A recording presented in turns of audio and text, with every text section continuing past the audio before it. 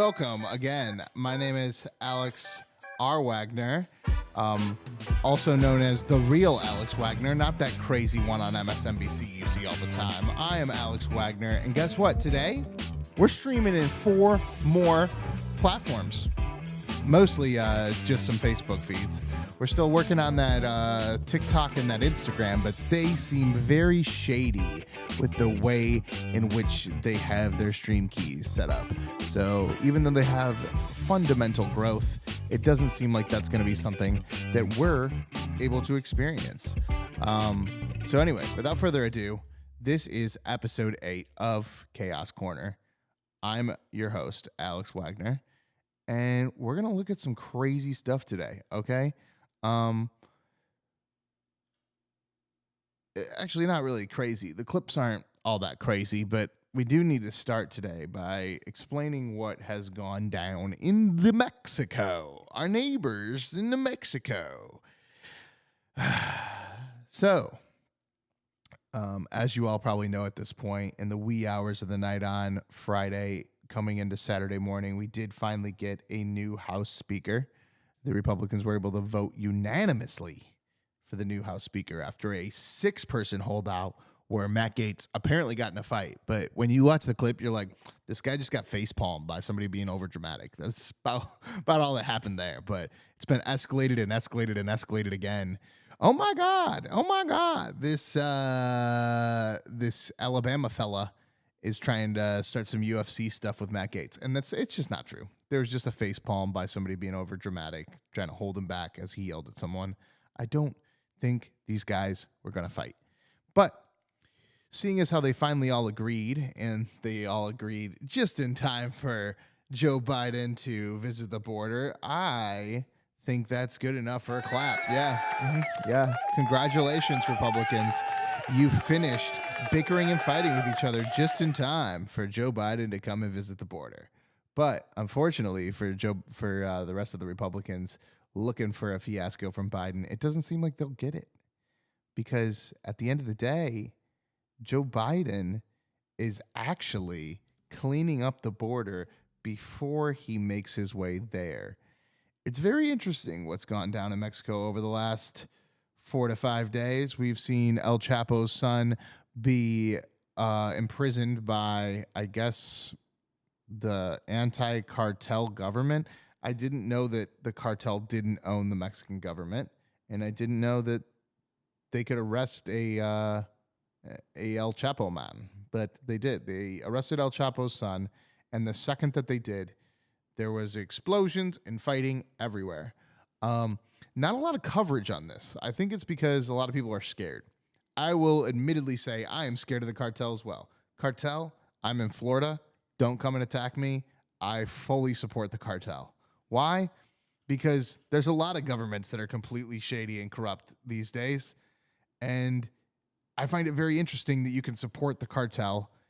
And even though a lot of people say that the cartel has sold fentanyl to children and killed a mass population of our youth in America and put all these issues on the Mexican cartel, I can sit here and I can say, I love the cartel. I love the cartel. And ain't nobody going to shut off my stream for that one because everyone's afraid of the cartel, including the Mexican government. So here's how the story goes. Joe Biden decides he's going to visit the border because the Speaker of the House is up for grabs and they keep bickering. They think that that's going to last until at least March, and they think that these holdouts will stay. As these holdouts stay, he decides he's going to swing into the border, have a conversation, say everything is great, and leave. Meanwhile, the Mexican government thinks that they can put out a bounty or a ransom by arresting El Chapo's son, head of the cartel in Mexico, and extraditing him to the United States as a freebie for Biden, so that when Biden shows up to El Paso, Texas, and everything is cleaned up at the border, but also El Chapo's son has been extradited to the United States, he can say it's a 2-for-1 deal here. I cleaned up the border. I got all those immigrants off, and not immigrants, migrants. All of them migrated to New York City, all 35,000 of those over the last 4 days. And then on top of that, I got El Chapo's son that we just extradited to the United States. So don't worry, youth, don't worry. The suburbs, I got you. I saved the day again. I got the fentanyl off the street. One thing that the Biden administration and the Mexican government didn't plan on was utter and absolute chaos like Chaos Corner, from the Mexican cartel. As soon as they arrested this fella, gunshots in the streets. There's videos of people on planes being driven down and ducking. It's just an overall fearful situation. And then they say, we're going to extradite him to the United States. And the Mexican cartel says, well, if you do that, we will blow up at least 3 federal buildings of the Mexican government. Next day, the Mexican government says, never mind, we're not extraditing him to the United States. So we know how that's going to go. We'll see him crawling through some tunnels in a second, and he'll be back where he belongs, as the leader of the Mexican cartel, the true leaders of the Mexican government. Because, again, Mexican government is just paid off to do nothing. We can all say we love the cartel. Ain't nobody canceling that, because the cartel is hard AF. They hard motherfuckers. They're killing children in the streets.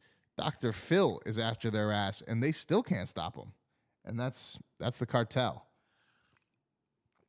We're gonna take a nosedive in here to what's going on in the realm of news now, because it looks like the Biden visiting the border situation is just getting bigger and bigger over on Fox News, as everybody else just wants to talk about this new Congress and whether they can get along.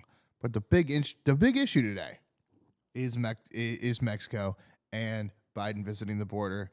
Whether he cleaned it up or not, it's still something of rather interest that is at least for a little bit more interesting than what the rest of the Sunday news garbage was, which was just a bunch of senators talking about how they're not really fighting anymore. So if I can pull this up and if I can get to some of these comparisons, I will show you.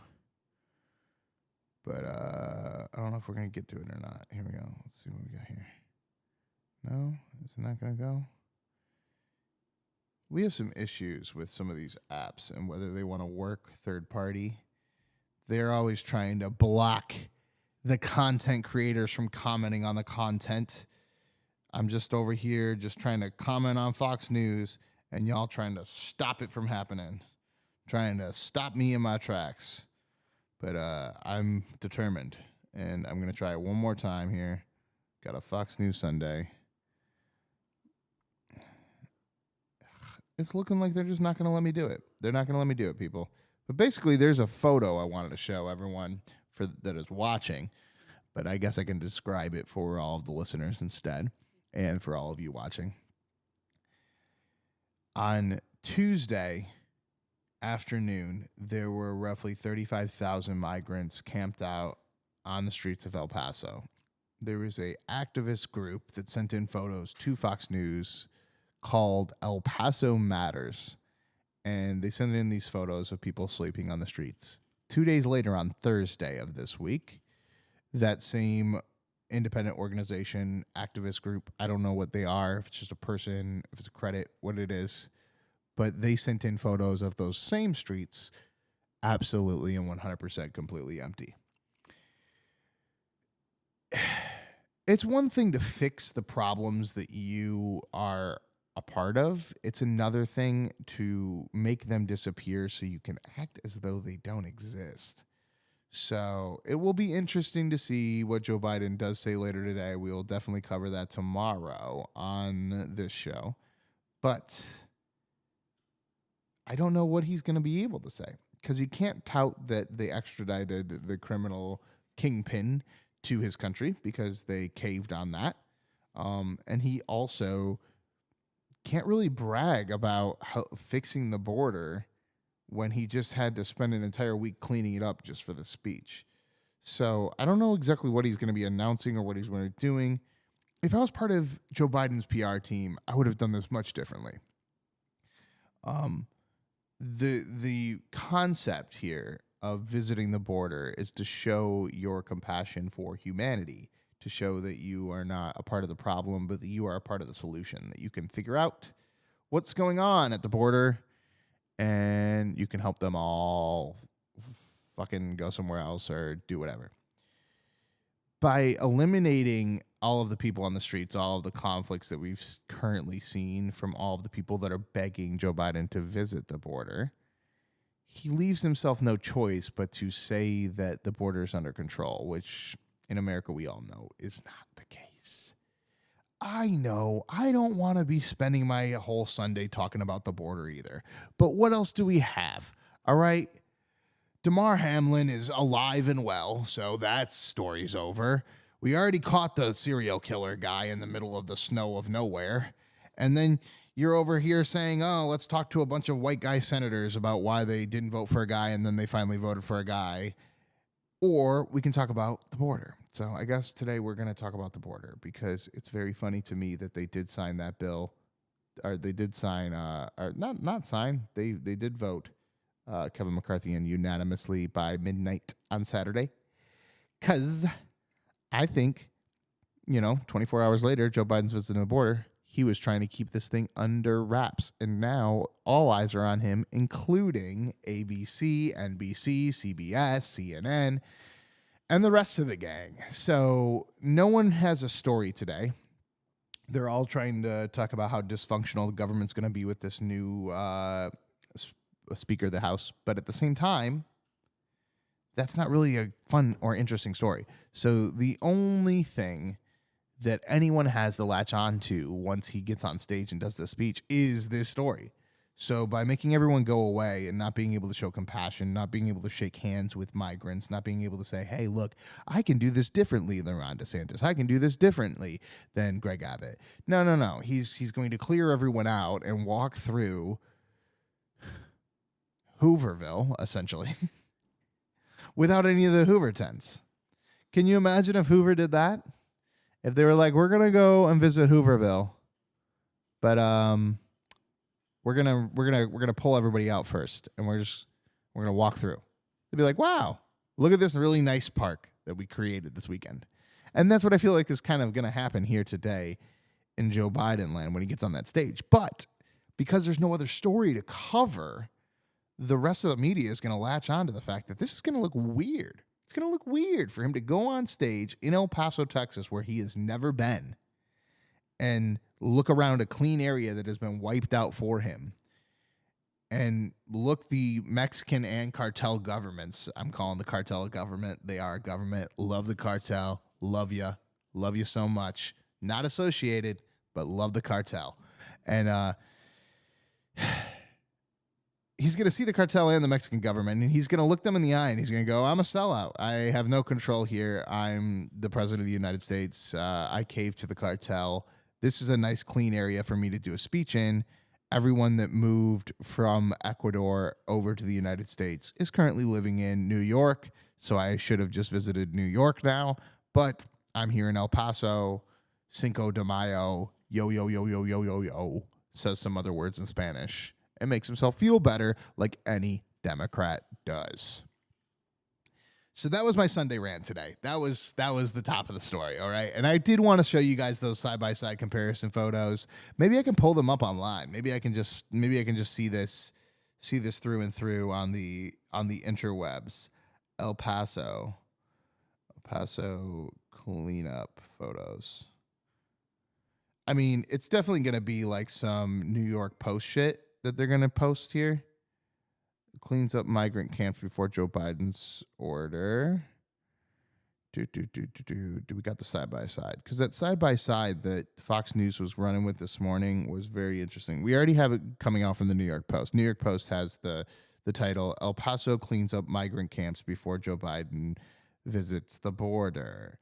Authorities in El Paso have been tearing down migrant encampments under cover of darkness and dispatching hundreds of migrants across the border to Mexico ahead of President Joe Biden's scheduled Sunday visit to the overwhelmed border town. Encampments near the downtown bus station and the Sacred Heart Church which operations which operates a shelter, have been dismantled by local authorities over the last 2 nights as the city prepares to host President Biden's first visit to the southern border. According to the photographer of the Post who witnessed this, 6 buses loaded with mostly Venezuelan migrants were spotted crossing a downtown bridge to a local city, the frontier city of Mexico, Saturday, as police escorted dozens more pedestrians across the border. A Border Patrol agent who did not want to be identified told the Post that 200 people were sent back to Mexico Saturday.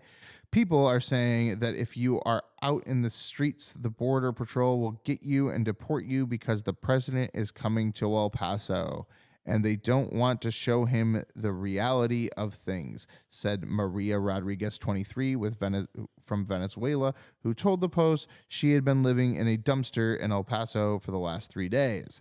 I hope we get shelter tonight because it took us a lot of courage to go out of the dumpster after 3 days. We just didn't want to keep running.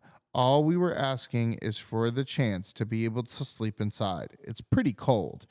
Another Venezuelan migrant told the Post he had been sleeping on the porch of a downtown church and was angry with Biden for making false promises to migrants when he took office in 2021.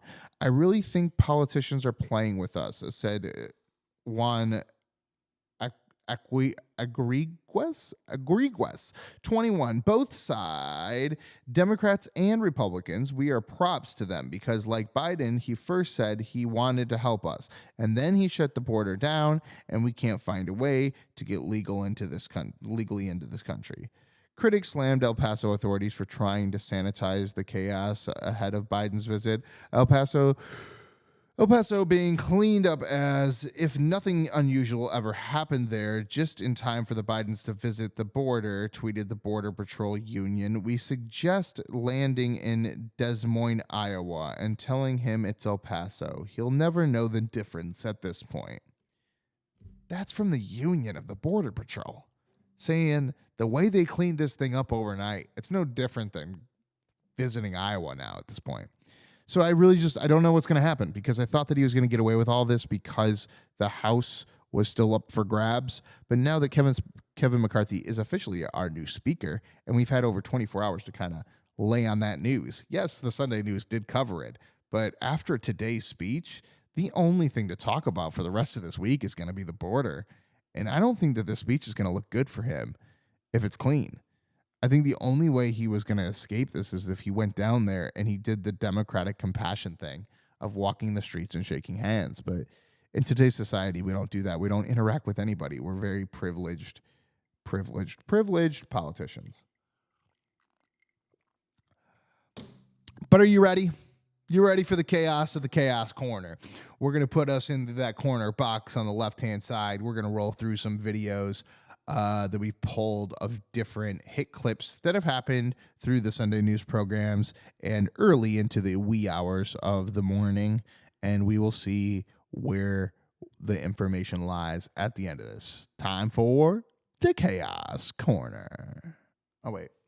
Oh, yep, there we go. I got to put that first clip in. See, we're still not programmed fully up here. Here's our first clip. George Stephanopoulos. Stephanopoulos.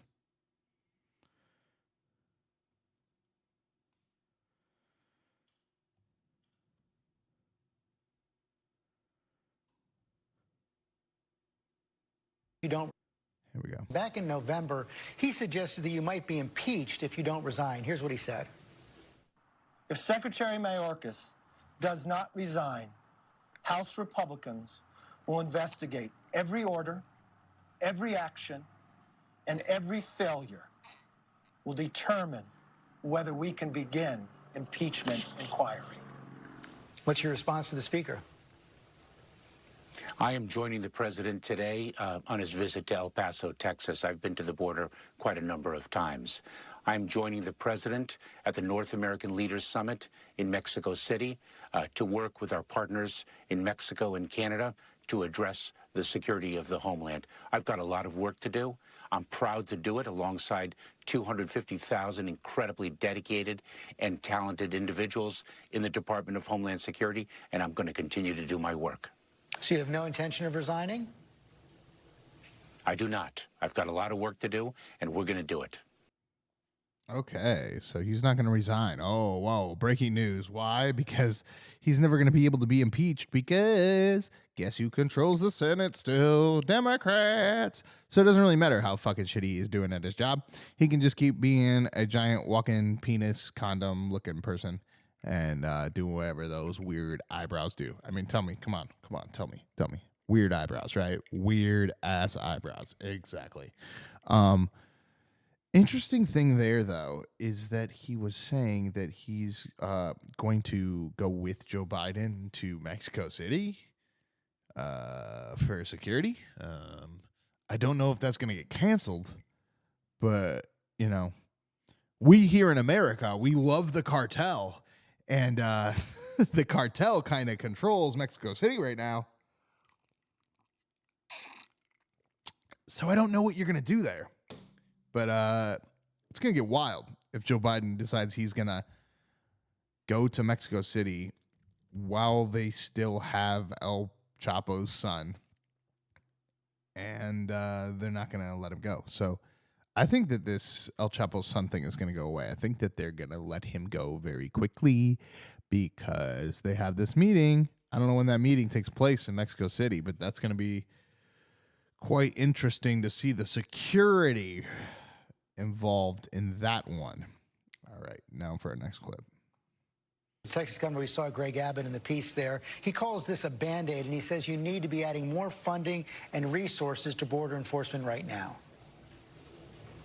Well, Governor Abbott is not collaborating with the federal government on an issue that requires collaboration. We cannot have the rights and the needs of individuals who are seeking humanitarian relief in the United States be exploited for political purposes. We cannot have unilateral governor action that is not coordinated with the federal government to address an issue that is of national importance. Ooh, that's a fun one. When somebody that's in the federal government tells you that if you don't cooperate the way that they want you to cooperate, you're not helping. It's real fun because no one in the federal government ever helps anyone do anything. All they do is continue to sleep and eat and drink money. All right, time for our next one. What do we got here? Let me ask you this. You're going to do a lot of oversight. You're going to have a lot of subpoenas. Many people look at what you're doing and they see that it looks more partisan than professional.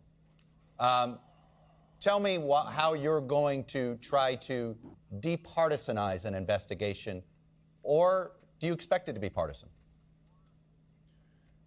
Well, with all due respect, Chuck, I disagree with that. I think the only people that see this as a partisan investigation are the media and the hardcore Democrats. Look, at the same moment that the Democrats on the Ways and Means Committee released Donald Trump's taxes, they then, moments later, turned around and said Comer's investigation of the Biden family influence peddling is a revenge hearing. I mean, are you kidding me?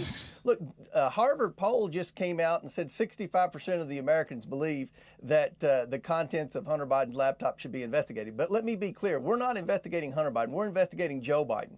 And I think any American who's kept up with the political process over the past two administrations would agree. We need to know what is allowable and what isn't allowable with respect to foreign adversarial intervention among family members of presidents of the United States. That's something that the Democrats complained about with Kushner, and certainly the Republicans, myself included, have complained about with Hunter Biden and Jim Biden, the president's son and brother. We've got to do something about it. If you didn't like the way the Democrats did it, it sounds like you're going to do it in the same way that they did it. How is it any better? No, I totally disagree with that. Adam Schiff always overpromised and underdelivered. He said just last week, the release in Trump's tax returns was going to be a bombshell. I mean, there's no bombshell there.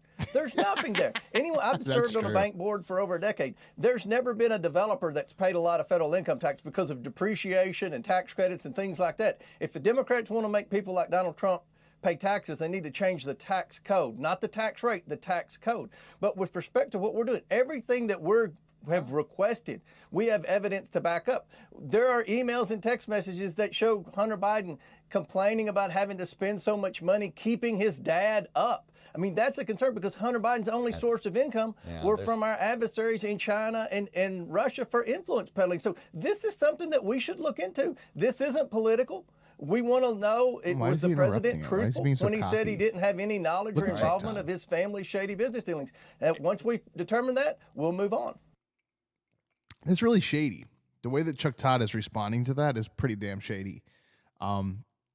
It reminds me of the, I don't know if you guys remember this, but on probably about 3 or 4 episodes ago, we had a flashback episode, or flashback clip of Barbara Walters interviewing Norm Macdonald, and he starts talking about how Clinton killed a guy. And they're like, you can't say that here. And at that time, Norm Macdonald had a show that was that The View was leading in on. And so they kind of had to have him on the program and just be quiet about it. But it was interesting because they were like, no. You're not allowed to make accusations like that. That's wildly inaccurate. And it's so interesting because for the last 4 years, or I shouldn't say for the last 4 years now, it's been 2 years of this guy. So 6 years ago, there wasn't a lick of the media that wasn't ready to attack Donald Trump Jr., saying he was a cokehead, or Kushner was doing insider trading with other countries, or how Ivanka and still owned Trump Tower, and the Trump money was everywhere, and now the president owns a bunch of hotels, and isn't that crazy? How is he able to do all that? That's illegal. That's illegal. That's illegal. This guy comes on and just says some simple facts about the Hunter Biden case and immediately is scoffed and dismissed and almost interrupted by Chuck Todd before cutting to that 2-shot where you get that little smirky smile. So I don't know what's going on. All I know is I don't trust Chuck Todd or the media on that one, since you got a sitting senator sitting there, a sitting House rep sitting there telling you about simple facts about Hunter Biden, and you're immediately dismissive of it and do not want to hear it. Next clip. We're joined now by Congressman Scott Perry, chairman of the House Freedom Caucus, and Congressman Andy Barr, who's an ally of Kevin McCarthy. And Congressman Perry, let me begin with you. You finally voted for McCarthy on the 12th ballot on Friday. How did he change your mind? Well, George, good morning. Let me start with this. Frederick Douglass, who knew something about power, said, "Power concedes nothing without a demand, never has and never will." This is never about Kevin McCarthy. This is about power for the American people. It's a good and rhetoric. With all due respect, Nancy Pelosi ran Congress like a prison camp with no accountability. The American people are very, very tired of this gang of 7, gang of 8. Literally 7 or 8 people, or just a few people in Washington, D.C. running all of the policy for the American people. So when we had a framework of an agreement where the American people can be in charge, when their representatives can actually bring amendments to the floor in good faith, said, sure, if we can do that, then I'm all in. Okay, so some interesting thoughts on that one. I think the rhetoric now by the Republican Party is definitely to act as though this was intentional. It clearly was not. But with that said, there is something to say about the fact that we as Americans, for the most part, everyone that I've seen, does appreciate seeing the debate, the argument, the pushback, and finally the resolution by our lawmakers. So seeing that everyone was able to disagree and then come together and agree, I think that's something that we're all a little satisfied with and isn't very familiar in DC. Looking at it from the media's perspective, from that perspective, from a pundit's perspective, I think that I understand why they are questioning the chaos that has ensued in the Republican Party and saying that they're not ready for leadership. Because the game to them is that you should never let us see this. We're the media. We're going to show the American public and how embarrassing that you guys were debating and arguing in front of them. And then there was these fights and this chaos and all these stories over the last week. And was it really worth it? Was it worth any of it? And yes, that's true. They were disorganized. They were arguing amongst themselves. But who here really thinks that the rules and legality of the leader of the House of Representatives, the Speaker of the House, could truly be decided within a matter of 24 hours? It sounds incredibly ridiculous on its face. Yes, there's going to be chaos. Yes, there's going to be debates. But at the end of it, they did come together and they did figure it out. And it's over now. And they unified in that vote. Even as strong and hard as it got, they figured it out. And I think that's something that they deserve credit for. Because, yes, you don't want to show anyone that because it could make you look bad. But it also shows you that if you go through all of that and you come out together, you look so much stronger than the people that suppressed their own reps. Remember, we had an AOC Cori Bush holdout. They were going to hold out on a bill, and you had Manchin and Kyrsten Sinema and Nancy Pelosi creating rules and situations to stop them from being able to even speak for their constituents at all. This time around, we have radicals, Lauren Brobart and Matt Gaetz. And I don't think that it's just that they got more attention or they wanted more attention than Cori Bush and AOC. Trust me, Cori Bush is sitting there commenting about how black people that are Republicans in the House of Representatives are somehow props of racism. So they're trying to grab just as much attention as the other guy. But they're reined in by their party. And I don't know that that's a good thing. People would say that makes a good leader. Nancy Pelosi is a good leader because she knew that you needed 20 people to be able to tell her that she was wrong. Okay. So nobody ever told her she was wrong. And we all walked around through the metal detectors, and 8 people, as they just stated, 8 people got to run all of Congress. That's exactly how the House of Representatives in Illinois is. There's so many checks and balances that you just saw that House rep from Illinois throw his papers up, throw a fit and say, how could I dare look at something in 24 hours and make a decision, let alone the fact that this decision doesn't necessarily matter, because at the end of the day, the speaker and their small group of people are going to control all of the situation because of the rules that they've set in place. We've pulled back on a lot of that with McCarthy. And the first thing that McCarthy said was that he's taken away the 86,000 IRS agents, which is something I think we all can get behind. Now we're looking at pointing the finger at Biden and saying, hey, have a fun day of a speech on Sunday and a good luck to you the rest of the week. So it may not have been completely orchestrated, but having that debate, having all of that interest, and then having it all work out, that's something you will never see on the Democratic side. They will bicker and fight to the ends of the days, and the only thing that will ever keep people in check on their side is if you create rules to silence them. So I understand why the media is scared of the Republican Party not having these rules to silence these people. How are you going to do any business if there's all these radicals around? But the fact that Kevin McCarthy said, I think I'm going to always be speaker. The fact that all this can happen and they can turn it around, it shows a lot more freedom, a lot more promise, a lot more interest for the future of the House of Representatives in America. And now next clip.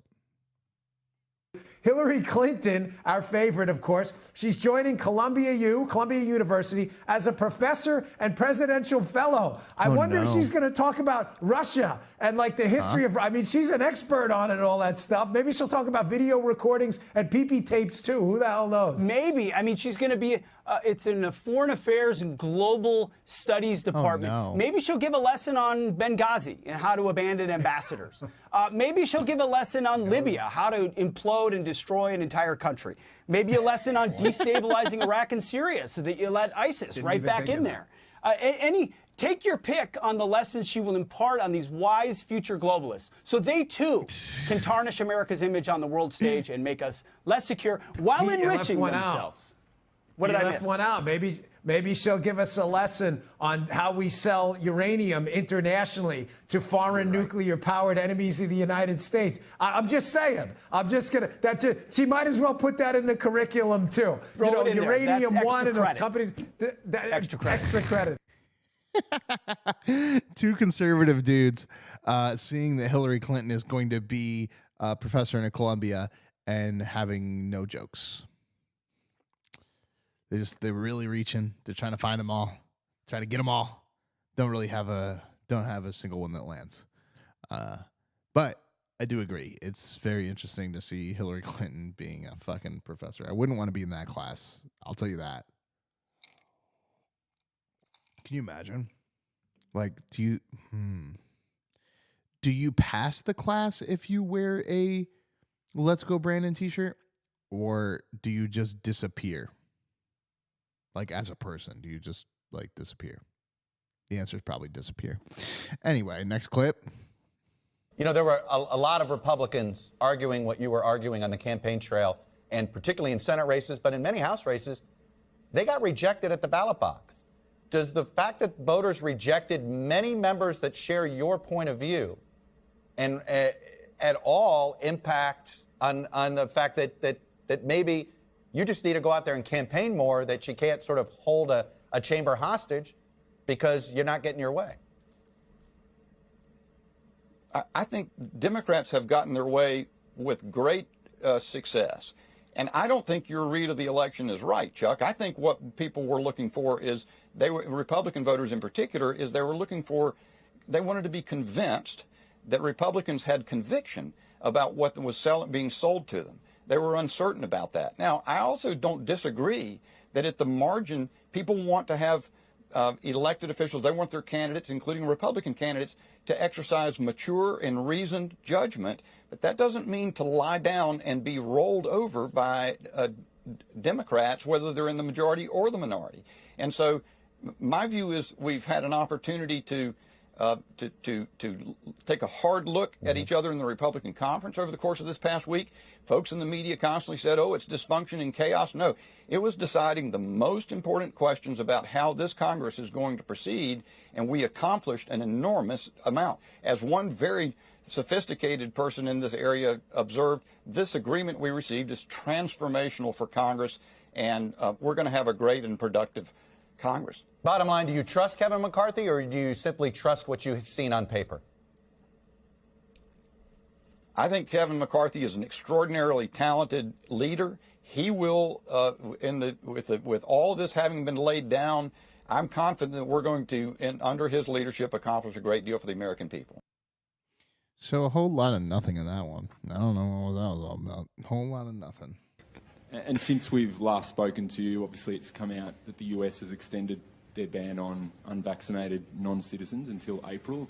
Can we get your reaction to that and what it means for your I understand that that's not, I saw it, but I don't think it's official yet. So when it's official, then we can speak about it. No, in fact, I think that it actually is. I mean, I read a release statement from the Transport Authority saying exactly that, although it seems as that it might be just like a pro forma automatic extension of it, and could be at any time, the government could say, well, no, we're just going to, Well, but I mean, look, if it is official, then it is. I mean, what can I do? Nothing. That's it. You know my position, so it is what it is. That was the greatest tennis player of all time saying it is what it is. And that's why I'm wearing this shirt today, guys. It is what it is. The government wants to stop me from coming into their country to play tennis, then they can do so. But if the white financiers of the world want to see the greatest tennis player of all time, then they're going to have to just admit the vaccines don't work. Or at least just let me into the country without taking one. I don't know. DeMar Hamlin. I don't know. DeMar Hamlin. I don't know why I equated that name with that sentence, but, on to the next clip. Here we go. Speaker has also reportedly said that he's going to appoint a church-style committee to investigate the investigations. Since you're part of the investigation by the Justice Department, will you pledge not to serve on that committee? Well, why should I be limited? Why should anybody be limited just because someone has made an accusation? Everybody in America is innocent until proven otherwise. And I would say this, the American people are really, really tired of the persecution and the instruments of federal power being used against them. We're talking about parents that go to school board meetings for the schools that they pay for with their taxes and having the temerity to question the curriculum, and then they're put on they're red flagged, or they're flagged by the Department of Justice and the FBI for attending a meeting. That's not what America's supposed to be about. That sounds like some tin horn third world dictatorship.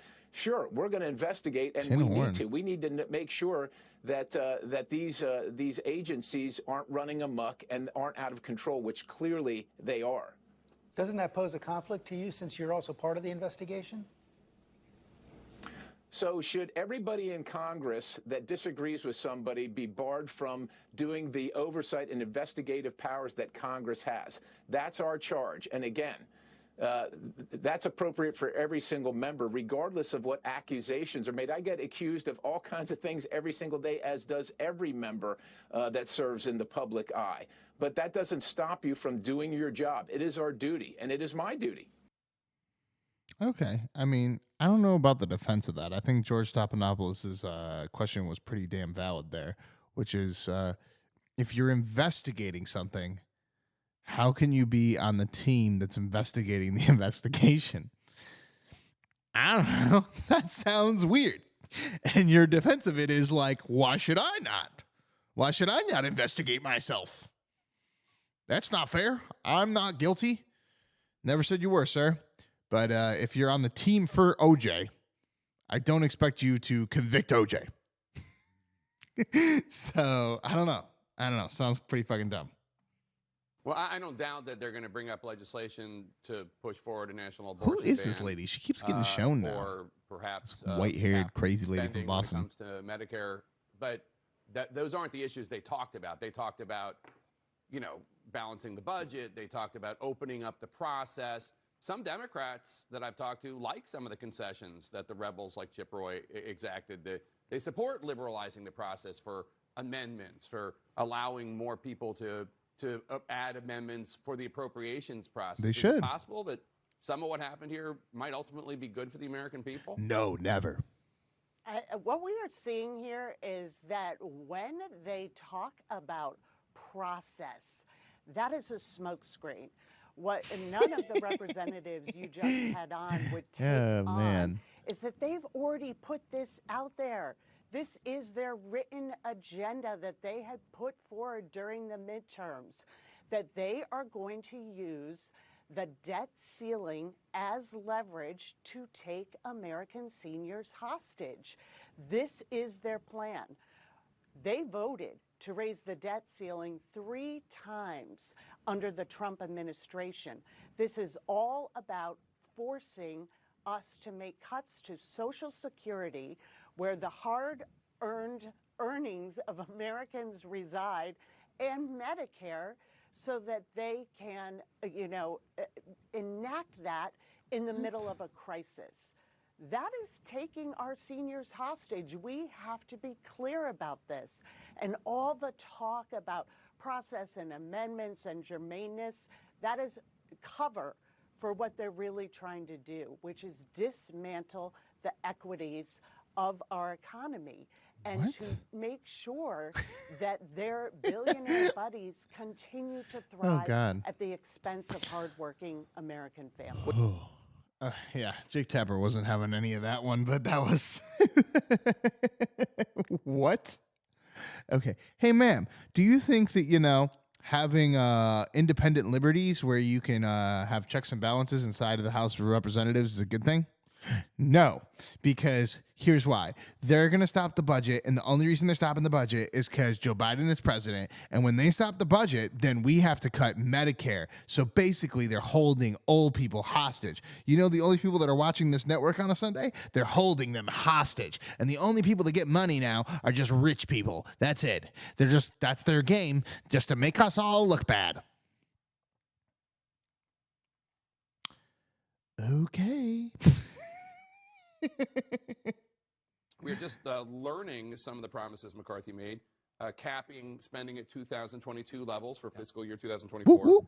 A subcommittee to investigate the Justice Department, more Freedom Caucus representation on important committees like the Rules Committee, a one-member threshold for a motion to vacate, which is what it used to be before 2019. Thank you. What other commitments did McCarthy make that you can tell us about? Well, first of all, let's remember that a little temporary conflict is necessary in this town in order to stop this town from rolling over the American people. I don't think anybody on either side of the aisle could say with a straight face that they think that Washington is doing good work for the American people on a regular basis and isn't broken. We have to work to fix this place. And look, some of the tensions you saw on display when we saw some of the the interactions there between Mike Rogers and Matt Gaetz. Some of that is we need a little of that. We need a little of this sort of breaking the glass in order to get us to the table, in order to fight for the American people and to change the way this place is dysfunctional. So this all started going back last summer. We wanted rules to open this place up. We wanted more transparency. We wanted more openness, more ability to add amendments to the floor. So, for example, you ask, what else did we get? We got amendments to be able to, we got the ability to offer amendments on the floor of the House during appropriations that will open it up again. We haven't done that. So since I've been in Congress, I've not been able to offer an amendment on the floor. Mm-hmm. There hasn't been an amendment offered at open debate since May of 2016. Whoa. Did you just hear that? Wow. There hasn't been an open debate on the floor since May of 2016. So I guess you can't really blame just Joe Biden for that one. But 6 years since you were able to present a bill to the floor. I think this fight was a good one. I really do. And I think Joe Biden's going to be scrambling in this border speech later. And it's going to be a whole week. The border. Let's talk about the border. And if they can get everybody to hold on to that for a minute, I know the border is pretty damn boring, but this El Chapo shit is making it real interesting. Again, love the cartel. If they can do that, they might be able to win in 2024. If they can hold this to the border and stop talking about all this other shit, that'd be pretty dope. But we'll see. It'll also allow migrants to apply via cell phone app, something called CBP-1. Okay. Does someone fleeing abject poverty really have a cell phone to apply for access? The vast majority of refugees who are fleeing their home countries do have cell phones. That's how they communicate with one another. That's how they communicate with the folks at home. But I will tell you, we do need far more robust State Department involvement, especially for those who do not have access to that kind of technology. Did you just hear that? Yeah. That was the sound of printing 1 million Cricket wireless phones to hand out in El Paso. Do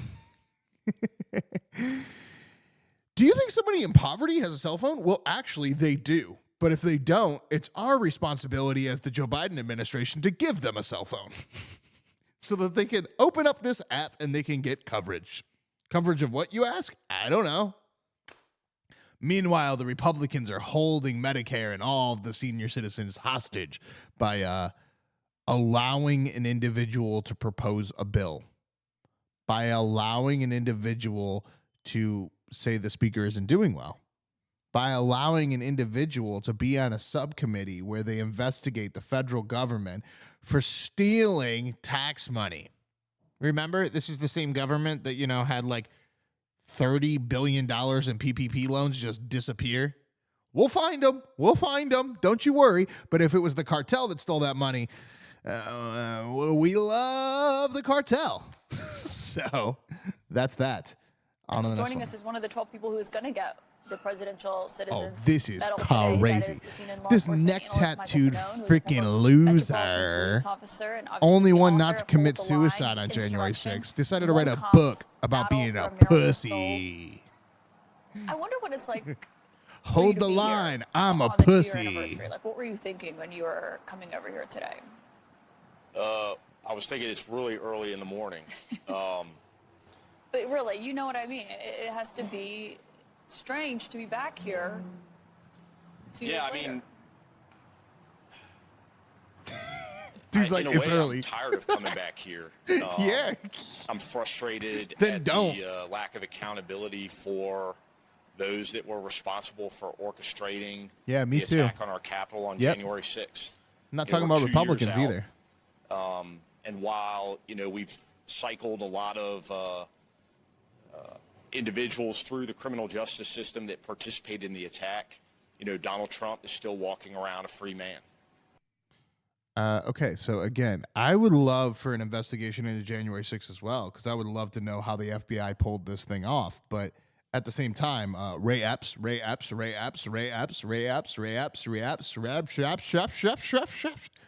isn't Ray Epps writing a book?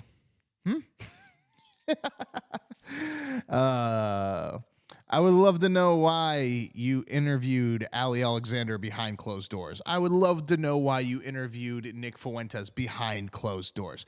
I would love to know why you subpoenaed the president of the United States, the person that apparently caused all this, and then recanted that subpoena, gave your filing, and said, have a nice day. I would love an investigation into why you wasted 2 years doing nothing but ruining families over a protest. Political prisoners? Yes, please. Is that This it? is one of the That's 12 it. people who's going to get the presidential. That's all we got. That's all we got. That's it. The corner is done. Oh, man, guys. Whew. Are you ready for border week? It's going to be a border week because there ain't nothing else to talk about. And it's going to be a crazy one with Joe Biden. Let's check out that speech tomorrow. I'm Alex Wagner. This has been Chaos Corner. If you're checking us out on Facebook or on any of those new live platforms, make sure to give us a like. Let us know that you want us back on that platform to be able to watch this show. Again, you can follow me at Alex R. Wagner on all social media platforms. Envy Pictures for all social media platforms for anything else, for all of our materials and all of our videos and coverage and all that. And again, subscribe to Envy on the iOS app and Apple TV Plus, because, well, Apple TV Plus now, but I do love a Mythic Quest. But basically, we will have new music next week, tomorrow, as in tomorrow. We will, I promise. But again, last thing, you got to go over to Envy and subscribe. You have to. It's amazing. It's $40 for an entire year. You help me and Kim produce more content like this in independent Orlando, outside of the nonsense of Hollywood, outside of the nonsense of government. And we do movies, TV shows, sketch comedy, and also a whole lot of podcasts, all completely uncensored on the Envy app. $40 a year. Go subscribe. See you tomorrow.